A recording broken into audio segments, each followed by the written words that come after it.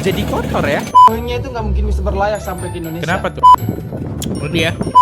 Airnya sudah mulai habis, kami kuras ya. Bang Aceh hari ini yang numpang hidup di tanah orang. Bahwa seharusnya masyarakat tidak boleh menolak. Lah, kau tidak boleh menolak, kenapa? Oke, halo guys, kembali lagi di channel FKR Project yang selalu memberi kalian konten-konten yang menarik dan aktual tentang kasus-kasus yang lagi viral maupun sedang trending di sosial media. Ya, kali ini kita masih berkaitan dengan Rogia lagi karena dari kalian masih nge-request tentang kabar terbaru Rogia kayak gimana bang. Oke, kita sediakan gitu ya informasi yang lagi viral sekarang. Apakah udah pergi atau belum? Mari kita bahas di channel ini. Langsung aja buat teman-teman yang baru mampir ke channel, jangan lupa guys kalian dulu dengan klik tombol subscribe-nya. Yang udah klik tombol subscribe, jangan lupa juga untuk lakukan like, comment, share, dan aktifin loncengnya. Yang udah gue ucapin banyak-banyak terima kasih. Kita mulai videonya sekarang juga. Let's go!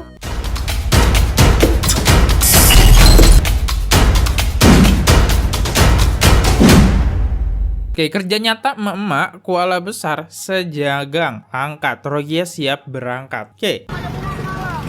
Ini apa nih? Halo ya guys. Nih, Halo guys. kapalnya sudah mulai bergerak. Nih, airnya sudah mulai habis, kami kuras ya. Siap-siap aja.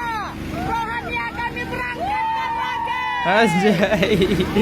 Keren banget. Jadi di sini emak-emak inisiatif gitu ya. Katanya kan kapalnya rusak, jadi Rogia nggak bisa berlayar, makanya ngungsi ke Indonesia. Inisiatif gitu ya. Diperbaiki kapalnya, dikuras airnya terus. Ayo semangat, semangat.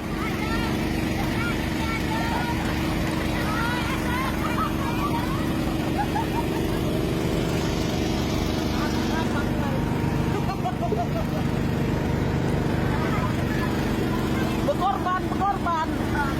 Gokil, emak-emak Indonesia ini penguasa laut ya. Gue kira penguasa jalanan aja, ternyata penguasa laut juga ya. Gokil, keren sih. Dikuras juga pakai mesin ya airnya.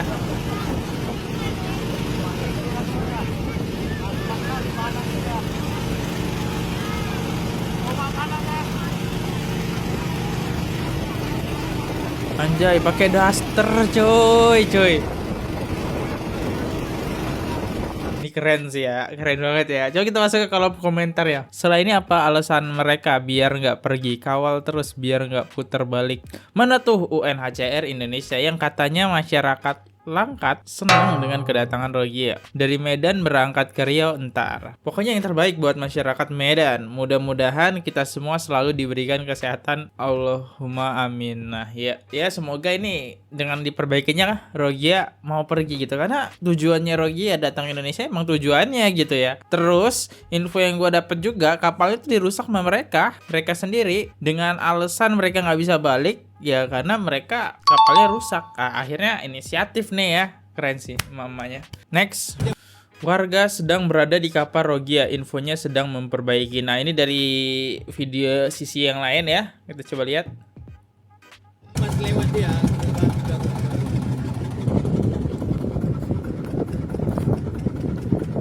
Ini ya. Warga di sana pada bantu-bantu ya. Tuh ini yang cowok. Solusi terbaik sih ya. Daripada menampung mending perbaiki kapal buat mereka nyari negara yang menerima pengungsi mereka gitu.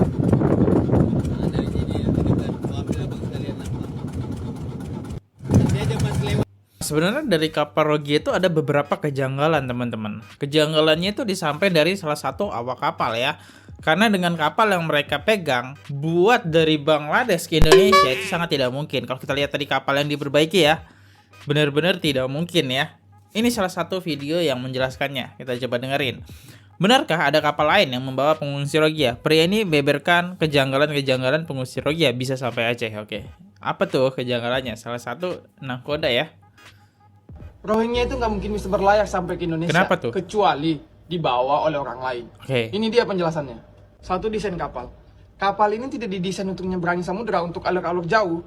Karena secara logika berpikir bernavigasi, sedangkan kapal gua yang besi nyebrangin laut Andaman sana Anjay. dari India sampai ke Indonesia itu masih terombang-ambing. Apalagi kapal kayu, ombak setengah meter aja udah kebot, mungkin udah kebalik kali kapal itu. Yang kedua adalah rute kapal. Rute kapal mereka itu dari Myanmar sampai ke Indonesia. Itu adalah open sea, Samudra Hindia. Itu berasa loh cuy, itu alurnya lumayan keras loh di situ. Kecuali kalian dari Kalimantan sampai ke Pulau Jawa, itu beda cerita. Itu pun kalau bisa selamat dengan kapal yang seperti itu. Yang ketiga adalah bahan bakar kapal. Ini gue jelasin ya, bahan bakar kapal itu nggak sedikit cuy. Apalagi perjalanan jauh seperti itu, berapa banyak bahan bakar yang dibutuhkan, seberapa kuat kapal itu menanggung beratnya, bukan berapa jumlahnya ya, tapi berat dari si bahan bakar itu sangat diperhitungkan dalam hitungan navigasi. Kok nggak kepikiran? Dengan kapal ukuran segitu, berapa ton bahan bakar bisa sanggup dimuat, belum lagi muatannya manusia, belum lagi makanannya. Oke. Yang keempat adalah bahan makanan. Ini yang banyak perdebatan, karena ketika sampai di Indonesia bahan makanannya masih banyak, terus buah-buahannya masih segar, Iya, katanya benar. sayur-sayurannya masih bagus. Secara logika, kalau perjalanan dari Myanmar sampai ke Indonesia, misalnya, oke, kita let's say seminggu atau 2 minggu lah misalnya, itu tuh bahan makanan udah pasti basi nggak sih? Karena nggak mungkin ada freezer di sana, nggak mungkin ada kulkas. Terus juga berapa banyak konsumsi yang harus kalian makan gitu loh untuk sampai ke Indonesia, karena Iya, dengan orang sebanyak itu konsumsinya berapa banyak makanannya. Terus mau disimpan di mana ya? Orang sebanyak ini makanannya simpen di mana gitu. Bahan bakar. Hey, berat banget lah bahan bakar juga, mau taruh mana lagi? Dan ini jaraknya, lihat guys, lihat ya. Jarak antara kapal laut dengan air ini udah deket banget loh. Nggak masuk akal ya. Nggak masuk akal. karena jumlahnya itu bukan 10-20 orang, ya ratusan cuy. Yoi. Nah, gue ada 130. pengalaman ditahan di Bangladesh selama 1 bulan. Itu ngabisin hampir 100 juta. Nanti gue buatin videonya. Jadi secara logika navigasi itu nggak mungkin cuy bisa berlayar dengan kapal desain seperti itu, muatan penumpang sebanyak itu bisa sampai ke Indonesia. Apalagi melewatin Samudra Hindia itu, waduh. Lumayan inilah. Sekali lagi ini pendapat gue, asumsi gue sebagai orang yang memang pekerjaannya sebagai navigator di kapal, yang bekerja di kapal. Jika ada kesalahan gue minta maaf. Hadiah dari Anda membuat kami Ya jangan-jangan emang dibawa dengan kapal yang bagus di tengah-tengah perjalanan yang dimana di dekat Indonesia mereka ganti kapal ya, yang emang kondisi kapalnya nggak layak pakai ya, biar warga yang lihat mereka dengan kapal yang tidak layak pakai terus kapal rusak ya mereka kasihan, yang dimana mereka harus ngungsi dulu kan. Ya gue setuju dengan apa yang disampaikan salah satu navigasi ya. Orang Nah ini salah satu orang Aceh ya. Kita dengar deh pendapat dia tentang orang Aceh yang masuk ke negara ini. Aceh sendiri mau bangun rumah, kalau nggak ada tanah nggak dapat rumah. Yoi. Sementara ada orang Aceh hari ini yang numpang hidup di tanah orang. Nah, Gimana kemudian kita tiba-tiba masuk orang iya jok danau ju. Apa danau na 12 hektar du wanyan. Pakau ada jok gerak ya dro. Ya memang mereka nggak ada tanah hari ini. Nggak ada. Adakah inisiatif yang seperti itu?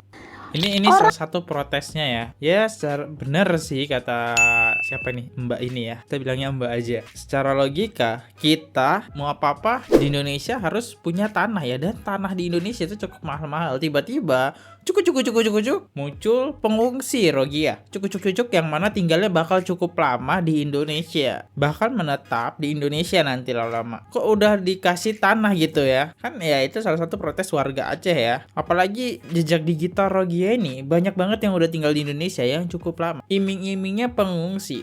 Kok tinggalnya sampai 11 tahun di Indonesia. Itu banyak banget ya. Nggak menutup kemungkinan Rogia yang datang ini bakal tinggal lama di Indonesia gitu. Alasannya nanti kami pengen mencari negara suaka gitu. Tapi tinggalnya lama banget. Next. Dan tidak hanya warga Aceh aja yang menerima, ternyata di sisi lain ada yang nolak gitu ya. Kita coba dengerin.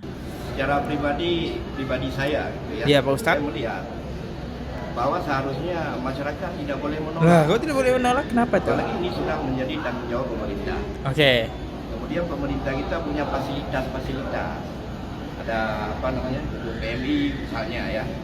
Ini fasilitas itu keberadaannya di suatu tempat kampung atau desa begitu. Masyarakat itu nggak boleh menolak. Waduh, kenapa tidak boleh menolak? Karena seharusnya mereka pun juga mendukung program pemerintah ini segala sesuatu isu yang muncul dari luar itu belum tentu benar. Waduh, dibilang hoax ya. Jadi kita jangan percaya kepada isu di luar, sementara kita nggak percaya sama pemerintah sendiri yang bisa langsung bertatap muka. Kalau ada yang tidak dipahami bisa langsung ditanya, bisa langsung tabayun.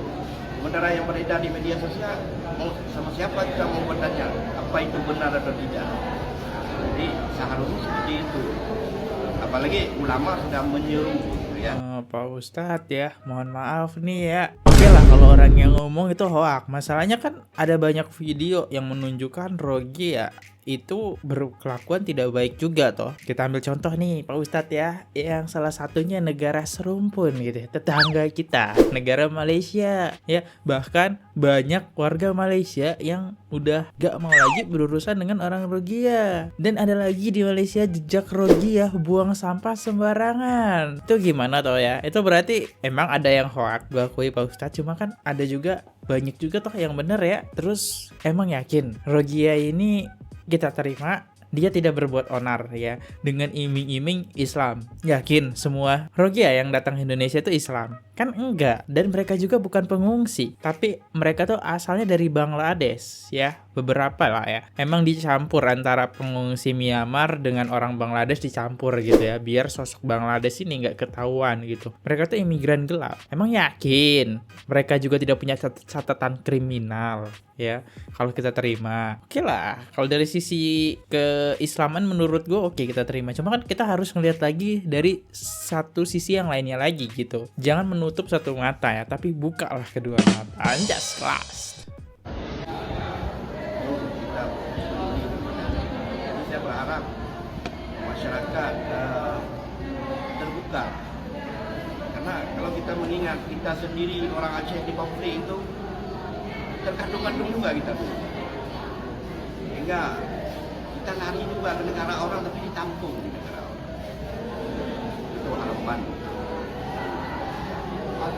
Ada satu lagi, ada yang mau Abu sampaikan yang telah menyebarkan informasi. Oke, ini udah mulai nggak kedengeran ya, suaranya berisik banget. Kita coba dengerin pendapat netizen, apakah pada setuju dengan Pak Ustadz?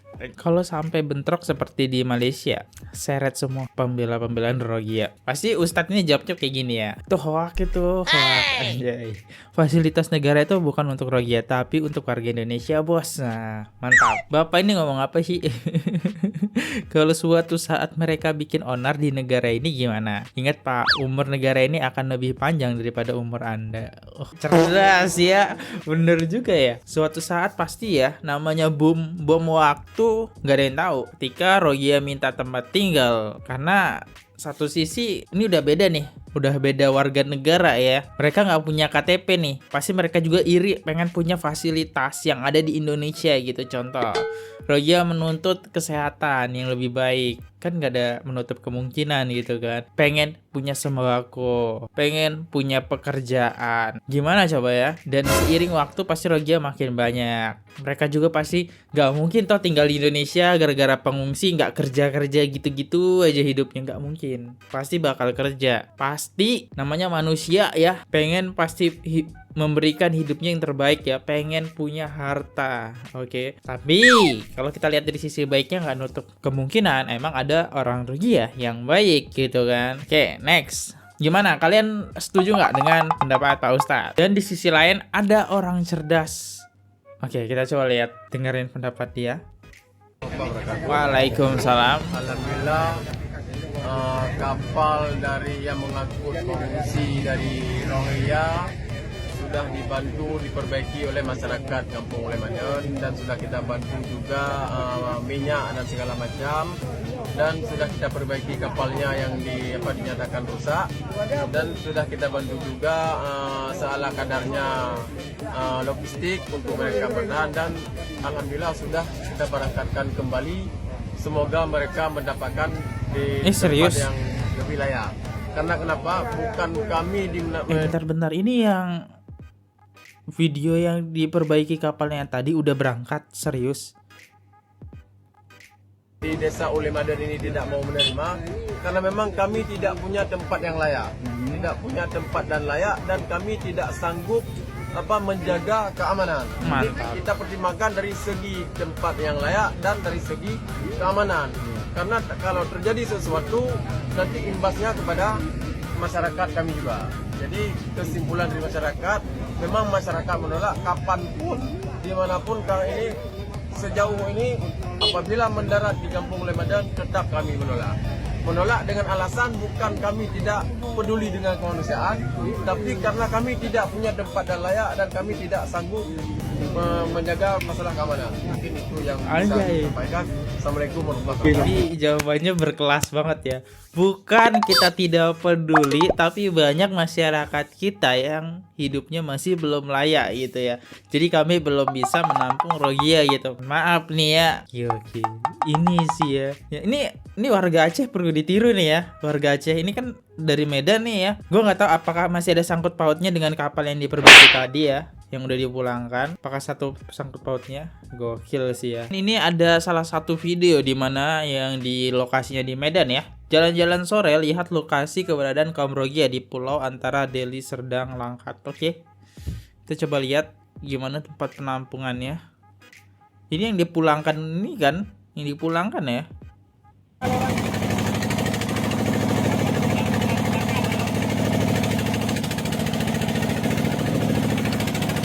Jadi kotor ya.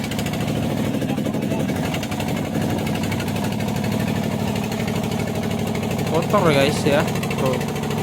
Sampah di mana-mana.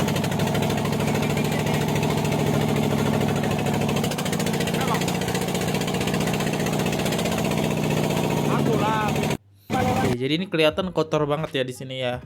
Mungkin ya kalau misalnya Rohingya di sini terus pantainya jadi bersih, mungkin ya ini hati warga Medan bakal terketuk gitu kan, ngebantu orang Rohingya. Tapi kita lihat tuh tempat penampungannya malah jadi kotor teman-teman ya. Sorry bukan maksud gua menjelekan, tapi ini dari sisi gua melihatnya aja ya. Jadi nggak enak dipandang lagi ya. Ya tapi yaudahlah.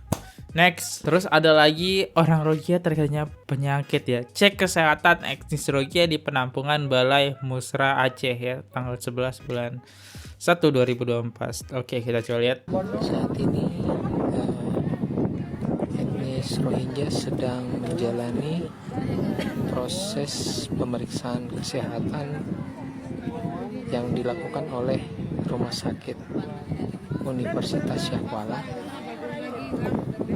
Dari hasil pemeriksaan ditemukan bahwa umumnya mereka menderita penyakit sakit kepala, kemudian Aduh, berisik banget. dan tekanan darah yang menurun.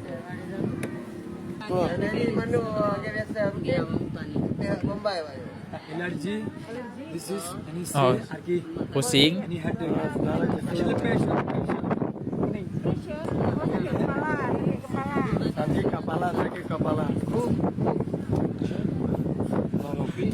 Orang Rohingya ini lama kalau dilihat-lihat bahaya juga ya, lama mukanya hampir mirip Indonesia lama ya. Ini katanya sakit kepala ya, lagi dicek ya. Ini tensinya, ini obat-obatnya, ini vitamin Cardifor. Selain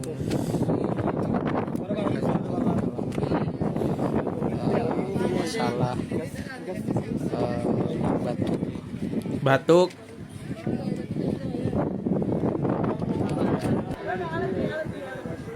Widih, cewek-cewek Rohingya nih.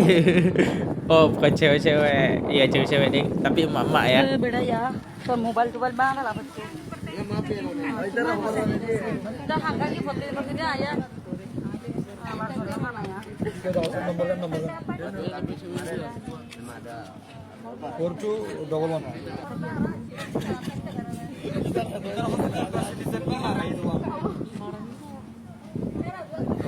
Ada satu orang yang ngawasin mereka dan pinter bahasa Inggris ya. Dan kalau gua cari tahu infonya di berita mereka tuh terkena penyakit apa, kita coba baca ya tentang penyakit apa mereka terkena ini. Nah, dari beberapa tulisan tertulis jumlah pengungsi Rohingya yang ditampung di Balai Mesuji Aceh atau BMA Kota Bandar Aceh mulai terserang penyakit. Kondisinya tepat yang tidak layak dan berdebu menjadi salah satu pemicu. Alhamdulillah, penyakit yang menyerang pengungsi Rohingya seperti penyakit lambung, kulit, demam, flu, hingga gangguan mental. Alhamdulillah, mereka tidak ada yang kritis. Permasalahan yang paling banyak kita temui seperti penyakit lambung, permasalahan penyakit kulit, dermatitis seperti jamur, gatal-gatal, itu rata-rata. Kata petugas medis RS Pendidikan OSK Dr. Nur Salam pada Senin 8 Januari 2024. Ini pemeriksaan yang ketiga untuk saat ini. Pemeriksaan kesehatan selama Januari saja, nanti bakal dilakukan evaluasi lagi. Karena mereka tinggal ramai-ramai, jadi tidak bisa dipungkiri masalah kulit pasti bakal terjadi. Sebenarnya bukan tinggal rame-rame aja ya. Sebenarnya mereka dengan ke kapal berbulan-bulan toh, mereka tuh emang mandi kan nggak mandi ya mereka. Tentu saja pasti kena penyakit kulit. Dari Bangladesh ke Indonesia itu kan berhari-hari ya nggak mandi. Nggak mungkin mandi air laut kan. Nah itulah penyakit segala macam, lambung ya, gue nggak tahu sih kalau lambung kenapa atau telat makan gitu akhirnya mereka kena lambung. Tapi kalau penyakit kulit gatal-gatal ya gini sih, apakah penyakit ini bisa menular atau tidak guys ya, so saya tidak tahu karena saya bukan dokter. Oke, di video terakhir kita udah ngebahas Rohingya. Sekarang kita lanjut ke 3 top komen bakal kita bacain. Oke, komen pertama dari Emil Rokhila. Si Firdaus nggak tahu aja di belakang radio santuy ada close the door. Oke. Itulah ngap, nggak mungkin juga, nggak tahu ya. Mungkin makin macu adrenalin aja buat si Firdaus kalau ampe beneran lawan radio santuy. Berharap di Keling ke close the door, kali ngimpi banget. Smart people nggak bakal lah ngundang orang yang ngurusin kasus gembel. Ya, jadi radio santuy ini emang di belakangnya ada close the door ya. Ya itu yang membuat si Firdaus ini menurut gue tertarik gitu ya, Emil. Ya karena ada close the door kan. Kalau dia bermasalah dengan orang-orang close the door, otomatis toh nama dia naik lagi gitu. Makanya dia coba nyenggol radio santuy ya. Daus. Daus ya. Next. Dari Emi Hidayat 3524. Yang gua takutin kalau si pengacara ini nggak kepilih jadi caleg. Gua ngeri nanti KPU disomasi. capek. Emang netizen ini gokil loh sih ya.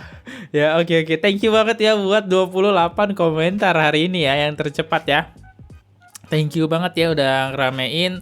Dan gue juga mau ngakhiri video dulu. Semoga si Firdaus cepet-cepet lah tobat ya dengan somasi orang gitu. Asal-asalan capek kali ya gue ya. Ya thank you banget ya udah ngeramein 28 komentar dan thank you. Ya nah ini. Gue Fadli undur diri dulu. Sampai jumpa di next video. See you. Bye. Sampai jumpa di video viral selanjutnya. Bye-bye. Oke guys, subscribe channel FKR Project. Jangan lupa kalian subscribe channelnya FKR Project. Subscribe channel FKR Project. Hai guys, jangan lupa untuk subscribe FKR Project.